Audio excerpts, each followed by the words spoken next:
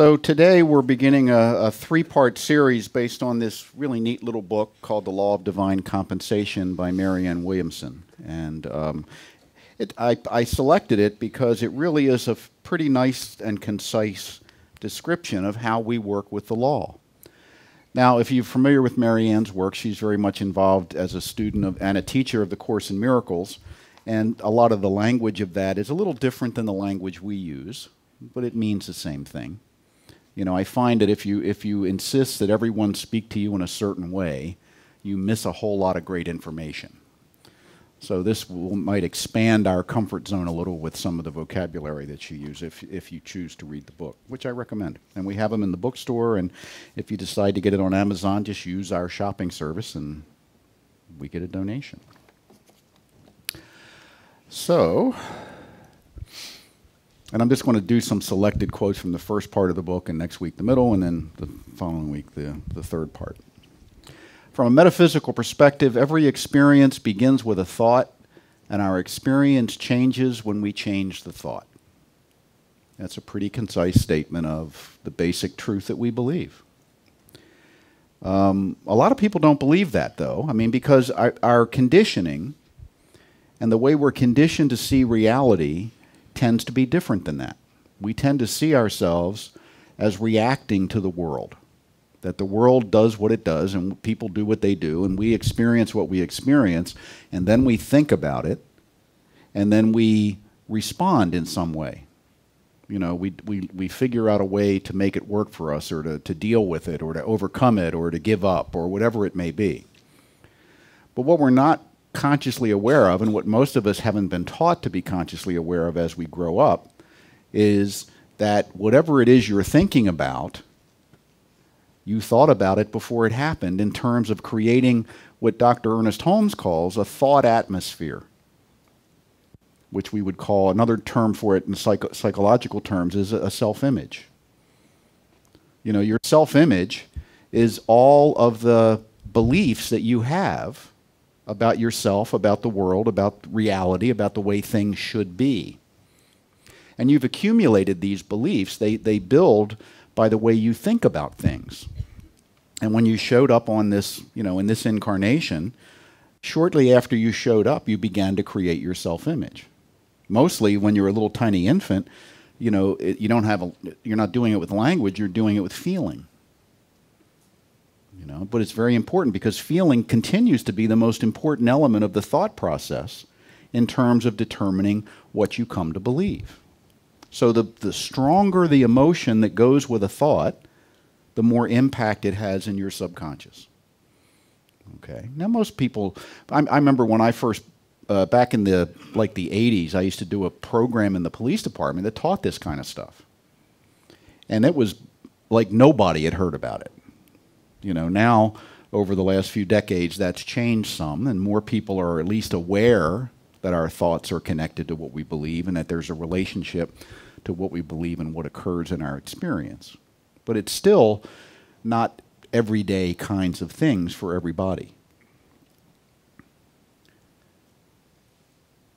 So what this says is, if I don't like the experience I'm having, the problem may be the way I'm thinking about it. Why can't the problem be with the other person?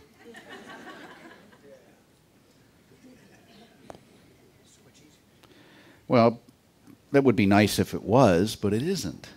See, that's like saying, why can't my cat be more like a dog? It might be nice, but it isn't.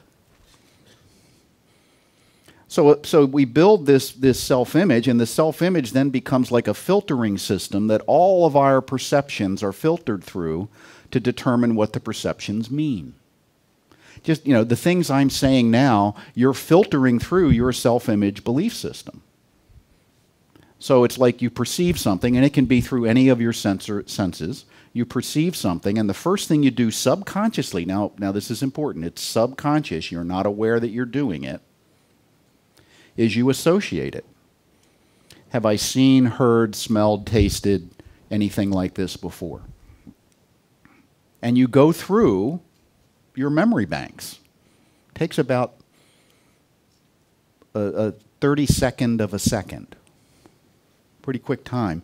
And you go through, is there anything like this in my memory banks? And then, as it goes through your subconscious process, the next thing you do, is, what is it probably leading me toward?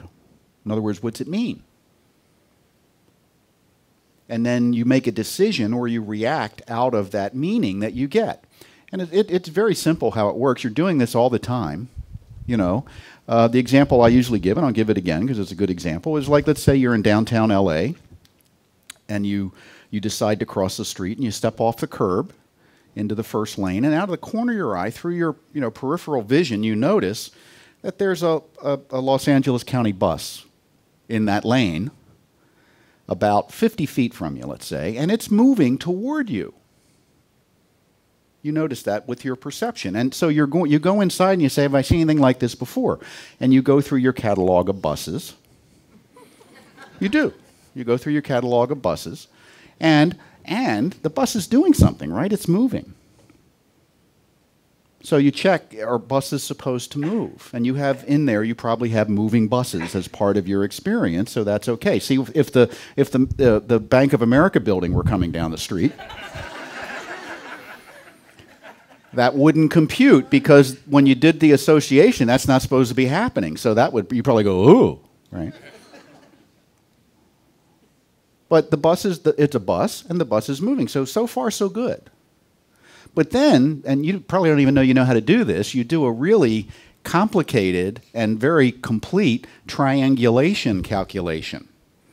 If I keep going in the direction I'm going, at the velocity I'm going, and the bus keeps going in the direction it's going, at the velocity it's going, what's likely to happen? Well, you're likely to meet. Okay, so you figure that out. All within this little micro piece of a second. Now, what happens if we meet? Now, you may not have any direct experience. Anyone in here ever been hit by a bus?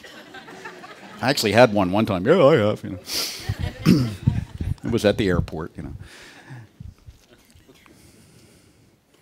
But you don't have to have actually been hit by a bus to know, to have in your memory bank information about what it means. Because since you were a little kid, you've been taught not to go out in the street when there's traffic, right? And you've probably seen accidents or people hit in movies or on TV shows or read about it and imagined it. So all that's in there. So now what you've got is, okay, it's a bus, okay, the bus is moving, okay, the bus is going to strike me not okay. Right? And sort of this alarm signal comes out of your subconscious mind, and depending on how close it is, either gives you time to make a decision or it makes the decision for you. And you step back on the curb. Okay. Now, see, that's pretty complicated, but that's what you're doing all the time. You're doing the same thing when you look in the mirror. Okay, that's me. That looks like me. That's okay. I have a lot of mirror images of me. Well, it doesn't look like you. It looks like you in a mirror. You don't know what you look like because you're always seeing yourself backward. But that's okay. If you looked in the mirror and saw yourself in a non-mirror image, you go, whoa. See, because it wouldn't compute. So you look in the mirror in the morning, you get up and you look in the mirror and you go, oh my God. I've got work to do. Right? Because inside I have an image of what I need to look like to leave the house. And usually when you get up first thing in the morning, you don't look like that. So there's a difference between what you need to look like to leave the house and what you're looking like in the moment. Right? And that difference creates something called cognitive dissonance, which simply means difference in mind. And when something out here is different than I see it needs to be, I create internally, I create what's called drive and energy. It's motivation to do what? To change the outer image until it matches the inner image. See, I don't go to work to change my inner image to accept the outer image, do I? No, you automatically start grooming, right? Whatever you do in your morning ablutions. You know, some more than others I see.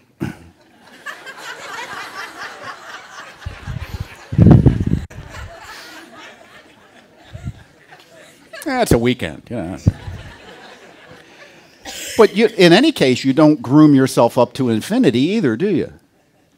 At some point, it looks good enough, and you shut off. And then you go make breakfast. Right? So that's what's going on all the time. As you're going through life, as you're listening to what people are saying, as you're recognizing someone on the street, you're doing this association process, and then the meaning, what is the meaning? And then you're making a decision about what to do. And for the most part, the world continues to look like we expect it to look, and you just keep doing what you were doing. But when something looks like it shouldn't, we stop and we pay attention. And then when something external looks like it needs to be changed, that drive and energy shows up in us to cause us to try to make a change. But sometimes you can't make the change. Every day when you get on the expressway, you have an image of it being free and clear all the way to where you're going. And probably at least some of the time, when you pull up on the freeway, what you see is about 12 miles of tail lights in front of you, brake lights. And you have an image of getting there in 10 minutes, and you've allowed yourself 10 minutes, and it's going to take you 30. And you can't change the outer picture, right? They won't let you put a machine gun in your car. Yet. Yeah, I think that's coming in the next court, but no. Yet. So when you can't change what's external to yourself, you get what's called frustrated. Anybody ever been frustrated? Sometimes you're frustrated in the morning, look in the mirror because that damn hair just won't lay down, right? Or there's a big zit and it's prom night. Or something like that. But see, the thing we don't recognize is what we're doing all the time. As what I'm saying, you're processing it through your filtering system, saying, does this make any sense? And some of you are saying, yes, it does, and some of you are saying, I don't think so. And if it doesn't make sense long enough, you'll leave. Because that's all you can do. You can't get me to shut up. But that's what we do. That's what we're doing all day long, you see. But the beliefs that it's rinsing through, the beliefs that are the filtering system that determine how much I have to groom up to, what my expectations are created by my thoughts in advance of that moment. So the way to change the nature of the experience of frustration or disappointment or whatever it might be would be to begin a different train of thought that will lead to a different set of beliefs that will give me a different experience. Does that make sense? So that's what she's talking about here. From a metaphysical perspective, every experience begins with a thought, and our experience changes when we change the thought. I'm not just reacting to the world. I also, by the way, help set up what I'm encountering by the way that I've been thinking prior to that. In A Course in Miracles, it says, nothing real can be threatened, and nothing unreal exists. Nothing real can be threatened, and nothing unreal exists. Deep. Right? It's deep. You could think about that all day and still get a headache. Okay. Do my problems exist? Do I exist? Do you exist? If you're my problem, do you exist? You know? But what this is saying is what is real, and this is a basic spiritual truth that's been around the block a million times. Essential, ultimate truth is unchanging. Everything else changes. So you might say in the polarity of light and dark, you know, is darkness real? Well, if you're in a dark room, it sure seems like it's real. But if you turn on the light, the darkness does what? Nothing. It doesn't do anything. It didn't exist. The darkness was simply the experience of the absence of light. Turn on the light, there's no absence. The darkness didn't, like, run out the door. It was never real. So anything that can be changed is ultimately not ultimate truth. It's truth with a small t. It's like factual truth. And facts change. I don't know if you've noticed that. It was a fact a week ago that it was 2012. That fact is no longer valid. And we didn't really do anything to change it. It just kind of happened. Right? It's a fact that you used to be in second grade. And I don't think any of you still are. At least I hope not. Right? Some of you, it's a fact you used to be married to somebody different than you're married to now. That was a fact when it was true, and it's no longer a fact. Doesn't mean it wasn't true then, but it means it was subject to change. So essentially, everything in the realm of what we would call the physical universe is subject to change. And we would say the ultimate spiritual identity of everything is the only thing that isn't subject to change. So when I call forth a greater connection or relationship to that spiritual identity, I change the small t truth toward a greater reflection of that ultimate truth. In other words, when I turn on the light, the darkness goes away. When I turn on my health, the illness goes away. Because the illness wasn't real from the standpoint of a capital T truth. So that's what they're talking about here. Marianne says, by aligning yourself with thoughts of infinite love for yourself and others, you gain dominion over the lower thought forms of the world.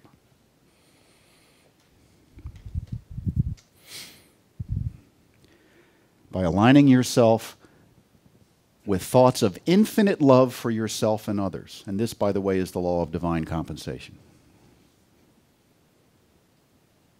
You gain dominion over the lower... What are the lower thought forms? What does she mean by that? She means thoughts that vibrate at a different level. See, if everything's energy, and everything is energy in the physical universe, it's all energy. If there were no intelligence, and you can go to like quantum physics, and there's a thing called the zero-point field and things like that, but if there were no intelligence in the universe, there'd just be a pile of energy. And it would all vibrate exactly the same. It would be undifferentiated. Everything would be exactly the same, just whatever energy was vibrating at. Without any intelligence, it would probably be a minimal vibration. So the universe might be kind of a pile of goo or something like that. Okay, but it seems like, doesn't seem like, we know that what makes the energy differentiate is intelligence. In quantum physics, they say there is a thin layer underneath all the energy in the universe. There is a thin layer of something called intelligence, and the intelligence is unevenly distributed. In some places, the intelligence is greater, in some places it's less. And that makes the energy differentiate.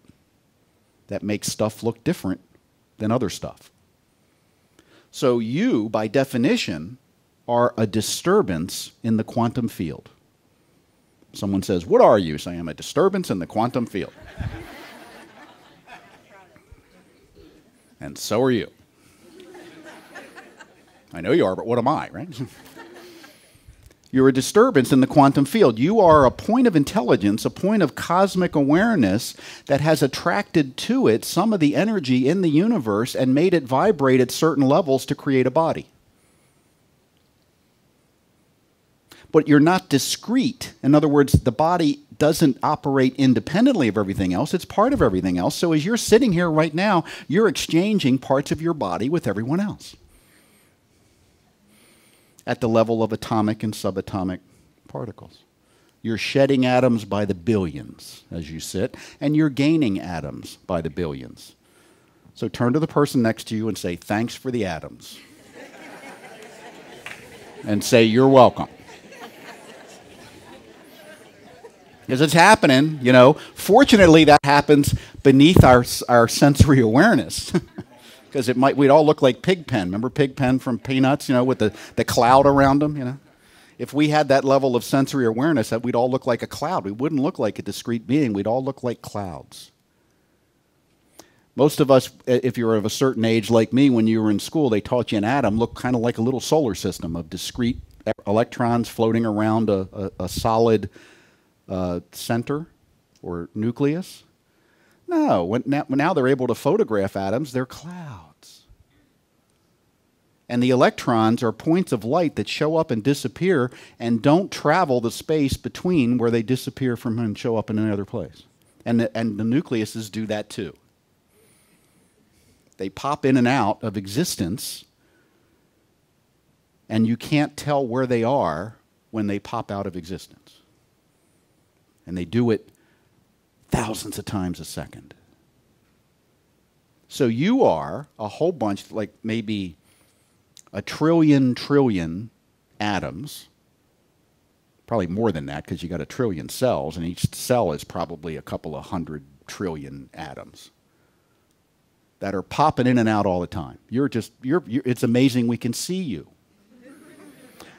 But we can see you because there's enough of that stuff present at any given time to kind of fill you in. Now, your mind is directing the whole show in terms of how you relate with each of those particles. And when they come together to form the forms they form, at what level they vibrate, so they vibrate at the level of a kidney or a liver or a blood cell, which are simply the same thing vibrating at different energies, or the same energy vibrating at different levels. And you're orchestrating the whole thing. The core intelligence that you are is orchestrating the whole things. And you tell me you can't pay your bills.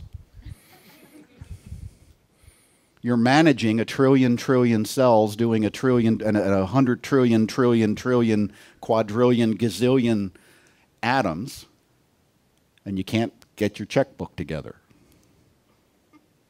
See, that may be a small t fact, but it's subject to change. Because when we realize who we are, by aligning yourself with thoughts of infinite love for yourself and others, what's infinite love for yourself and others mean? It simply means you recognize the magnificent being you are. Doesn't mean you have to make anything up. You begin to get a greater idea that you are not just some accident and you're not just some individual being walking around like a ping pong ball being bounced around by the universe. You are a point of intelligence that is using and co-using the universe with everyone and everything around you in a magnificent symphony that if we really understood it, it would blow our minds so much the 60s would look like nothing.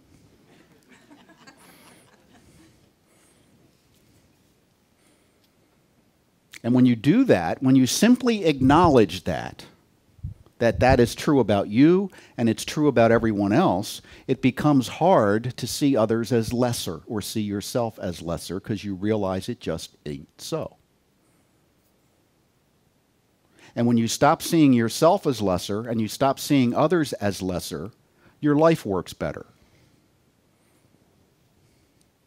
You take dominion over the lower thought forms, which are thoughts that vibrate at a lower frequency, that go into your body and make your body vibrate at a lower frequency and create all the difficulties of life. We're making all this stuff up, folks. If we're going to make something up, let's make something better than this.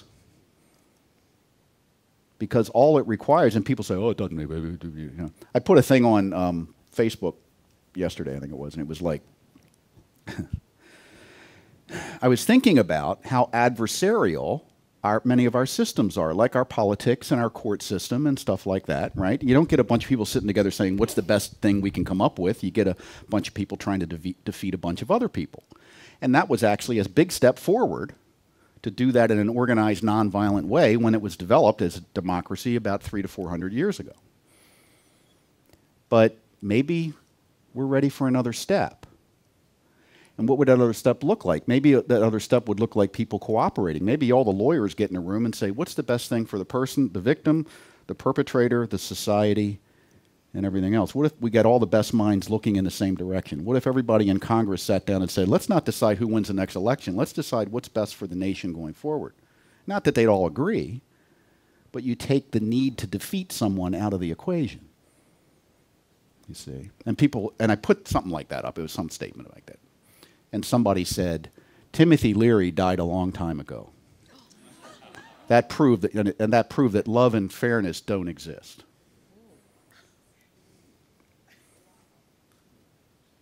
You know, a realist. If I'm sure that I know the person, I'm sure they would describe themselves as a realist. They look at the world, they determine what it means. But what they don't recognize, and what I didn't recognize for much of my life, was I was not looking at the world through objective eyes. I was looking at a world that I myself had created. because my interpretation of everything is my own. And I say, I see things the way they are. I don't. Do you? You might think you do, but you don't. You see things the way you have decided things look. And it's interesting to me that someone would find that disturbing. Because initially, you know, a greater truth is always disturbing at first. It's upsetting. You know, we don't like to think we've been wrong. You know, but get used to it. Because most of us are wrong about almost everything. There's more to learn. And about, you know, not Einstein, Thomas Edison said, we know less than 1/1,000,000 of 1% about anything. Now, he was a pretty smart guy, you would think, right? There's always more to learn. But we're afraid that if what we don't know isn't enough, that we won't survive. So we act like what we know is enough, and then we insist on it, right? That's lower forms dominating. The higher vibration is love. The lower vibration is fear. Very simple. If I'm in a lower vibration, which means I'm feeling bad, I'm suffering, I'm in fear of some kind. And if I want to raise the vibration, I have to move into a place of love. Internally. I don't have to wait, you know, I don't have to wait for someone to come tell me I'm good or anything, or someone come love me. That may or may not happen. And even if someone did that, you can still reject it, right? You can't accept love from the outside if you haven't accepted it from the inside. So that's really what she's saying here. Nothing about your material circumstances has the power to stop the engine of cosmic intention that you be blessed. In other words, when you set a new intention, you start everything in motion again. The problem is we set an intention and we don't get behind it. We kind of throw it out there to see if it'll work, without changing our mind at all. You know, well, I know the world sucks. I'm going to send an intention out of it's all love and see if, okay, I'm not seeing love. So it was silly to send out that intention. You know? It requires a change on the inside that begins with the acceptance of yourself as a being of love. Anything else is a mistaken premise, and a mistaken premise never gets you to the right place. It can't. But the correct premise can get you through all kinds of things that make the correct premise look incorrect, and you do end up in the right place. Because believe me, if you take the attitude that I am love and you are love, you are going to be disagreed with vociferously, probably beginning in your family. Was it Ram Dass said, if you want to see if you think you're enlightened, spend a week with your family.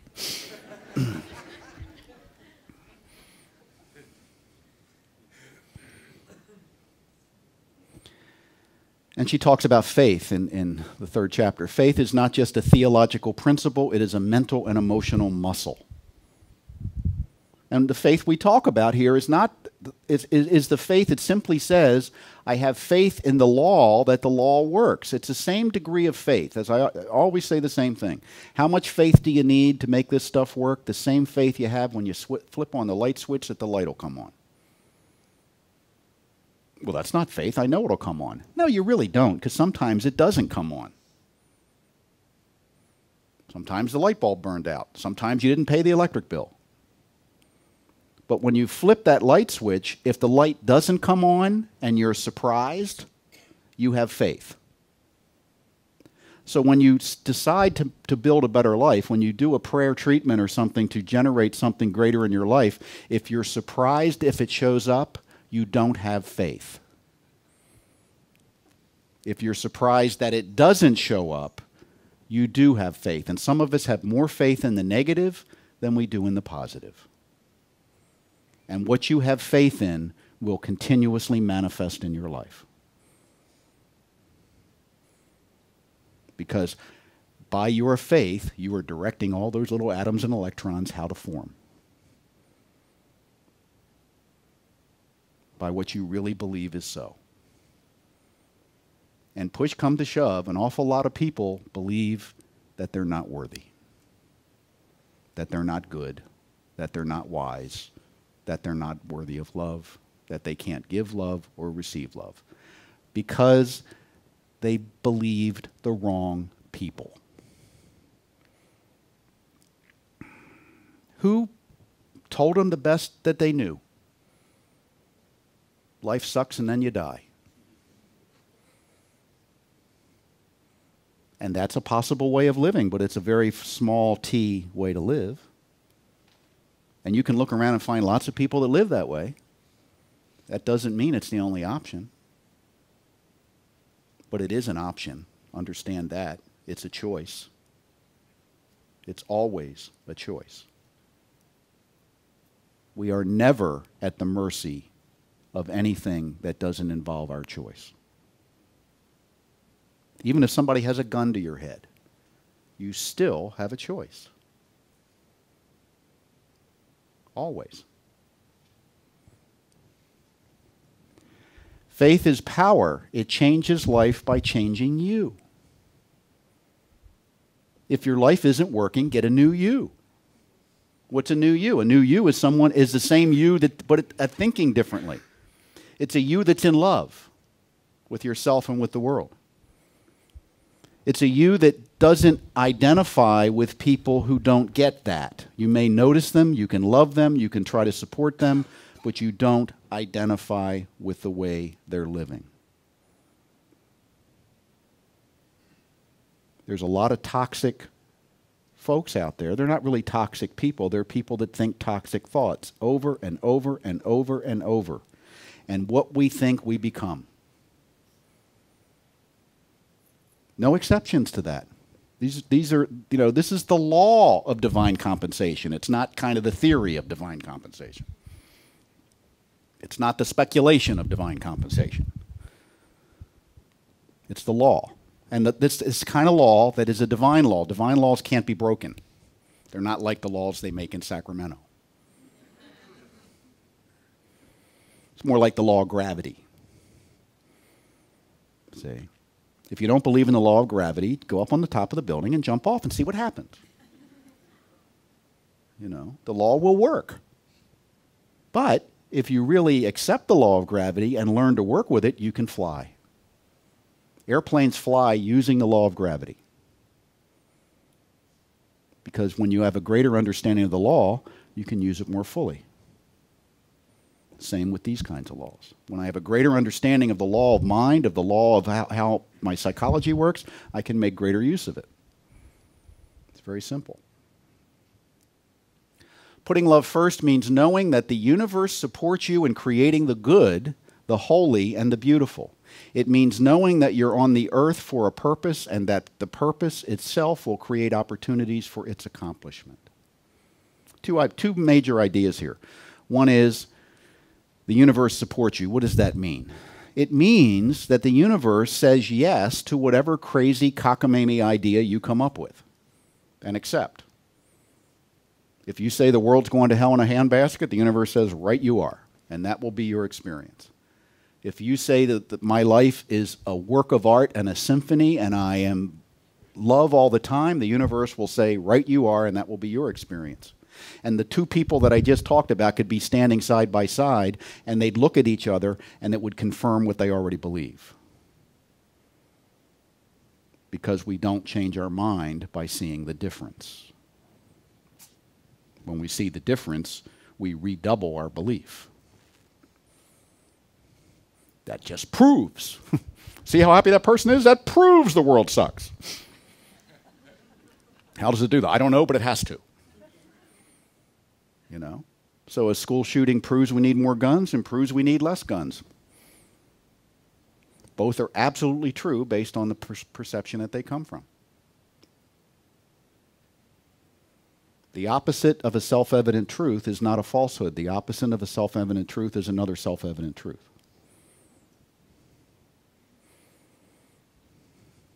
And the second idea, knowing that you're on the earth for a purpose. Now, it's not a purpose where somebody, there was a heaven and God sat down and you got a little card before you incarnated and it said your purpose was to live at a certain address and,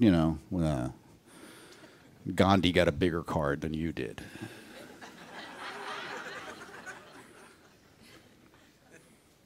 No, but each of us brings a set of gifts and talent and proclivities, tendencies.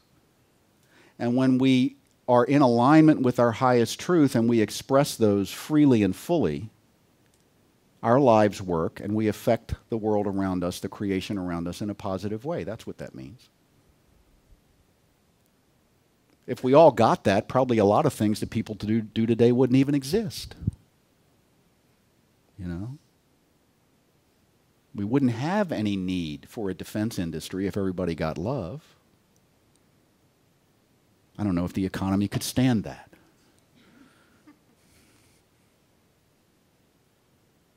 You know? But that's what she's talking about here.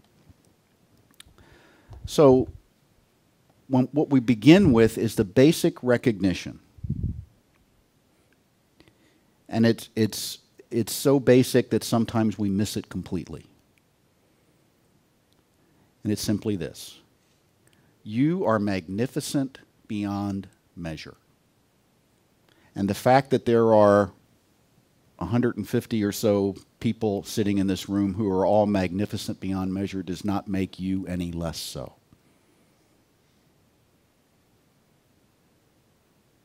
And if we just get that,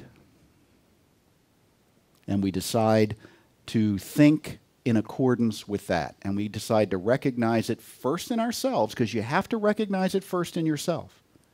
You can't love anyone else more than you can love yourself. Get it first in yourself, and then project it out onto others. And that transformation would be so profound that you would probably have to sit down occasionally just to deal with the impact. I can't believe this is really true. I can't believe it was that simple. I can't believe it was always so. But that's a capital T truth, and they don't change. Everybody here showed up complete. Completely filled with potential, including the intelligence to direct that potential into any shape or form that we so choose. And the problem is, as my dear friend Dr. Charles Geddes often says, you were deposited on this planet without an instruction manual, and you were misinformed.